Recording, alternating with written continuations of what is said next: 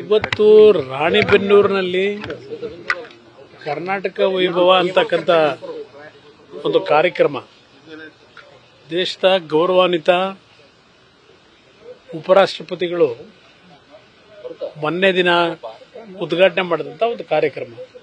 ಆ ಕಾರ್ಯಕ್ರಮದ ಸಮಾರೋಪ ಸಮಾರಂಭದಲ್ಲಿ ಭಾಗವಹಿಸತಕ್ಕಂಥದಕ್ಕೆ ಇವತ್ತು ನಾನು ರಾಣಿಬೆನ್ನೂರಿಗೆ ಪ್ರವಾಸ ಮಾಡ್ತಾ ಇದ್ದೇನೆ. ಹುಬ್ಬಳ್ಳಿಯಲ್ಲಿ ಕೋಟ್ಯಾಂತರ ಬೆಲೆ ಬಾಳುವಂತಹ ಆಸ್ತಿ ಸಾಕಷ್ಟು ವಿವಾದಗಳು ನೋಡೋಣ, ಅದೇನು ರೆಕಾರ್ಡ್ಸ್ ನೋಡೋಣಂತೆ. ರೆಕಾರ್ಡ್ಸ್ ನೋಡೋಣ. ಮೊದಲಿಂದಲೂ ಅದು ಕಾಂಗ್ರೆಸ್ ಪಕ್ಷದ ಒಂದು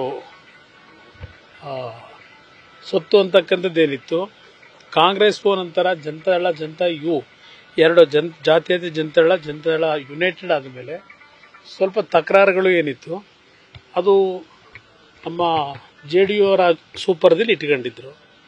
ಈಗ ಅದು ನಿನ್ನೆ ಏಕಾಏಕಿ ಅಧಿಕಾರ ಇದೆ ಅಂತ ಹೇಳಿ ಕಾಂಗ್ರೆಸ್ ಪಕ್ಷದ ಇಲ್ಲಿಯ ಸ್ಥಳೀಕರು ಮತ್ತು ಸರ್ಕಾರಿ ಅಧಿಕಾರಿಗಳನ್ನು ದುರುಪಯೋಗಪಡಿಸಿ ಏಕಾಏಕಿ ಸೊತ್ತನ್ನು ಇವತ್ತು ವಶಪಡಿಸಿಕೊಂಡು ಧ್ವಂಸ ಮಾಡಿ ಅವ್ರಿಗೆ ಬೇಕಾದಂಥ ರೀತಿಯಲ್ಲಿ ಇವತ್ತು ಕಬ್ಜಾ ಮಾಡಿರ್ತಕ್ಕಂಥದ್ದೇನಿದೆ ಕಾನೂನು ವ್ಯಾಪ್ತಿಯಲ್ಲಿ ನೋಡೋಣ ಏನ್ ಮಾಡಬೇಕು.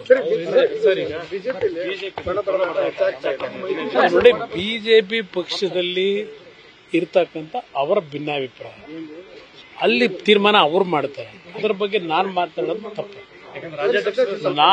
ನಾನು ಸ್ನೇಹಿತರುಗಳಿಗೆ ಹೇಳಿದ್ದೇನೆ, ಯಾಕೆ ಈ ತರ ಎಲ್ಲ ಈ ರೀತಿಯ ಒಂದು ವಾತಾವರಣ ಇದೆ ಸರಿಪಡಿಸ್ಕೊಳ್ಳಿ ಅಂತಕ್ಕಂಥ ನಾನು ಒಳಕ್ಕೂ ಚರ್ಚೆ ಮಾಡೋದು ಎದುರಿಸಿದ ಹೇಳಿದ್ದೆ. ನನಗೆ ಇಲ್ಲಿ ಪ್ರಶ್ನೆ ಅದಕ್ಕೆ ಅಲ್ಲ, ಅದು ರಾಷ್ಟ್ರೀಯ ಪಕ್ಷ, ಅಲ್ಲಿ ಕೂತು ಅವರು ಚರ್ಚೆ ಮಾಡ್ಕೋಬೇಕು. ನಾನು ಅದ್ರ ಬಗ್ಗೆ ಚರ್ಚೆ ಮಾಡೋದು ತಪ್ಪಾಗುತ್ತೆ. ತಾಲೂಕ್ ಪಂಚಾಯತ್ ಜಿಲ್ಲಾ ಪಂಚಾಯತ್ ಮೈತ್ರಿ ಇರುತ್ತೆ ನೋಡೋಣ, ಅದು ಮುಂದೆ ಹೇಳ್ತೀವಿ.